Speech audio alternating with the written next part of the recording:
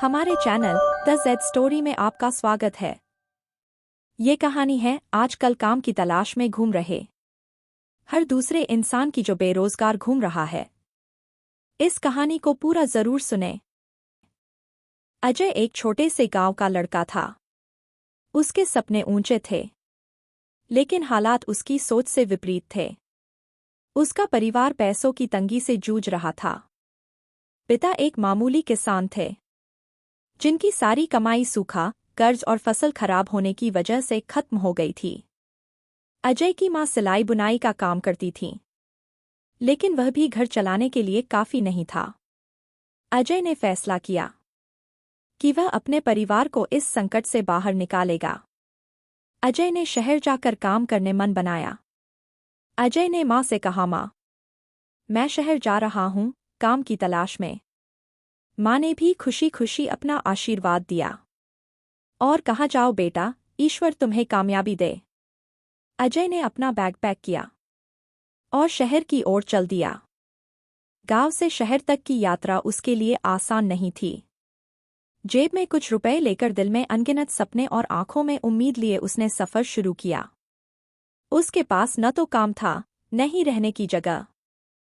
पहले कुछ दिन शहर में उसने एक सस्ते लॉज में बिताए। उसके पास पैसे भी कम थे, इसलिए उसने सड़कों पर भटकते हुए काम की तलाश शुरू की। उसने बहुत सी जगह काम की तलाश की, हर दरवाजे पर उसने दस्तक दी, लेकिन हर जगह से उसे एक ही जवाब मिला, अनुभव की कमी है।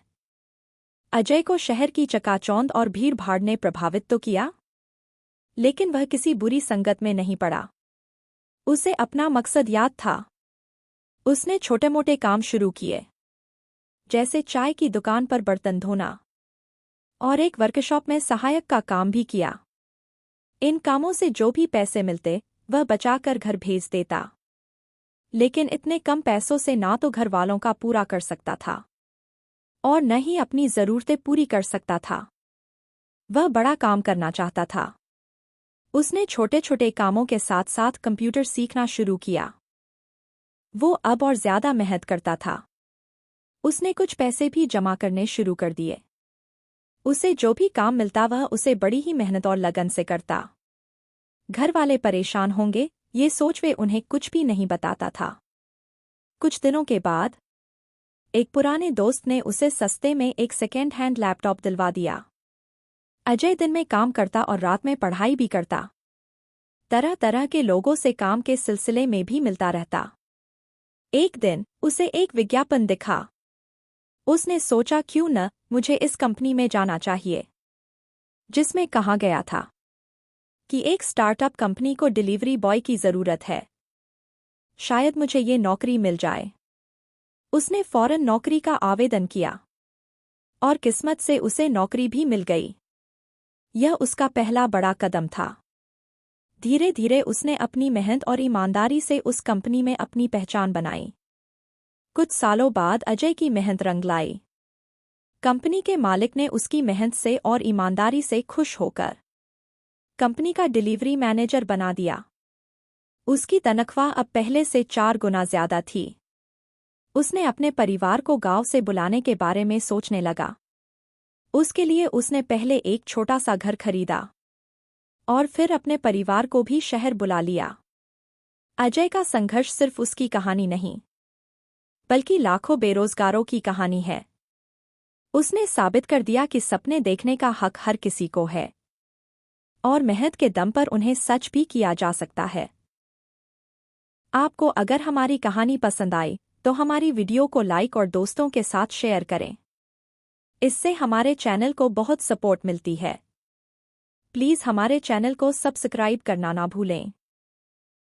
ये कहानी है एक ऐसे आदमी की जो लोगों की मदद के लिए हर समय तैयार रहता था। उसका नाम दीपक था। दीपक एक छोटा सा आदमी था, जो छोटे से गांव में रहता था। वह न तो बहुत अमीर था और न ही बहुत प्रसिद्ध, लेकिन उसके पास एक खास गुण था। वह हमेशा दूसरों की मदद करता था। उसकी जिंदगी साधारण थी। वह गांव के खेतों में काम करता और अपनी छोटी सी दुकान पर चाय बेचता था। लेकिन उसकी मदद की भावना उसे बाकी सभी से अलग करती थी। हर रोज दीपक सुबह जल्दी उठकर अपने काम में लग जाता था। उसकी दुकान पर जो भी आता वह हमेशा उसे मुस्कान के साथ चाय और कुछ न कुछ खाने के लिए देता। अगर किसी को पैसे की कमी होती तो रामू उसे बिना सोचे समझे मुफ्त में चाय दे देता। लोग उसे हुस्मुख दीपक कहकर पुकारते थे, क्योंकि उसकी मुस्कान कभी गायब नहीं होती थी। एक दिन गांव में एक औरत सरिता आई। वह बहुत दुखी और थकी हुई लग रही थी। सरिता का घर गांव के बाहर था और उसका पति बहुत बीमार था। वह एक छोटे से खेत में काम करती थी और उसका जीवन बहुत कठिन था। सरिता ने दीपक से चाय मांगी और दीपक ने बिना एक शब्द कहे उसे चाय दी। वह बैठकर चाय पीने लगी, लेकिन उसके चेहरे पर चिंता और तनाव साफ दिखाई दे रहा था। दीपक ने सरिता से पूछा, क्या बात है सरिता? आप इतनी परेशान क्यों हो? सरिता ने कहा, मेरा पति बहुत बीमार है और इलाज के लिए हमें पैसे की जरूरत है, लेकिन मेरे पास एक भी रुपया नहीं है। रामू ने सोचा, अगर मैं इस महिला की मदद कर सकता हूं तो मैं क्यों न करूं? दीपक ने सरिता से कहा, आप चिंता मत करें, मैं मदद करूंगा। उसने तुरंत अपनी दुकान से कुछ पैसे निकाले और सरिता को दिए। इन्हें ले जाइए, इनसे आपके पति का इलाज हो सकता है। सरिता ने रोते हुए धन्यवाद कहा और पैसे लेकर अस्पताल की ओर चल पड़ी। दीपक का दिल खुश था, क्योंकि उसने किसी की मदद की थी और उसे यह अच्छा लगता था। अगले दिन सरिता वापस आई और उसने कहा, दीपक भाई, आपके दिए पैसों से मेरे पति का इलाज हो गया। अब वह ठीक हैं। भगवान आपका भला करें। दीपक ने मुस्कुराते हुए कहा, मैंने बस वही किया जो मुझे सही लगा। आप खुश रहिए, यही मेरी सबसे बड़ी खुशी है। कुछ महीनों बाद गांव के एक परिवार में एक और परेशानी आई। एक छोटी बच्ची सुमिता, जो अभी स्कूल जाती थी, अचानक बीमार हो गई। उसके परिवार के पास इलाज कराने के पैसे नहीं थे। उसका पिता, जो गांव में मजदूरी करता था, बहुत परेशान था। सुमिता का पिता दीपक के पास आया और कहा, दीपक भाई, मेरी बेटी बहुत बीमार है, क्या आप मेरी मदद कर सकते हो? दीपक ने बिना किसी सोच विचार के उसे पैसे दिए। इससे आपकी बेटी का इलाज हो जाएगा।